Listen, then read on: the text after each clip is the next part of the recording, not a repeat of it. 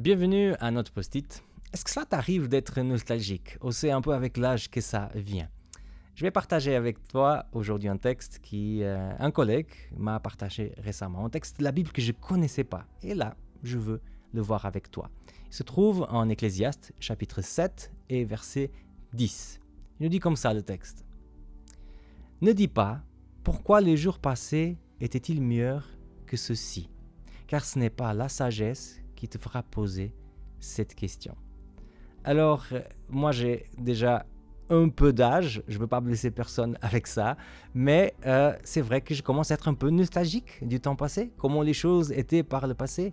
Et c'est vrai que j'entends souvent les personnes plus âgées d'avoir une certaine nostalgie du monde comme il était dans le passé, peut-être avec moins de technologie, peut-être avec les gens plus proches des uns des autres. Mais c'est vrai que cette nostalgie du passé, c'est tellement humaine qu'on peut aussi la trouver dans la Bible. Donc Israël qui a la nostalgie du temps de David, ou même nos églises qui ont la nostalgie de quand les bancs étaient remplis, ou même nous, quand on a la nostalgie des choses qu'on a vécues par le passé.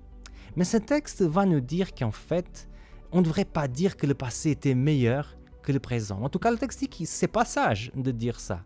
Parce que dans le passé, dans le présent et dans le futur, notre Seigneur, il sera là. Il a été dans le passé, il est là avec nous, et dans le futur, certainement, il va nous accompagner.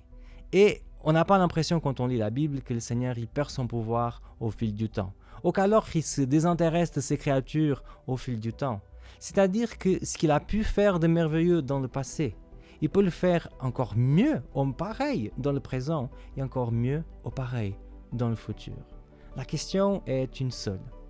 Est-ce qu'on croit que notre Dieu est digne de confiance? Est-ce qu'on a la confiance qu'il peut encore aujourd'hui faire des belles choses dans nos églises, dans nos familles, mais aussi dans notre vie? En tout cas, avec ce texte, j'ai envie de dire oui. J'ai envie de ne pas passer tout mon temps à penser à ce que Dieu a fait par le passé, mais de réclamer ce même Dieu pour mon présent et pour mon futur. Moi, je m'appelle Samuel Cunha et c'était le post-it aujourd'hui.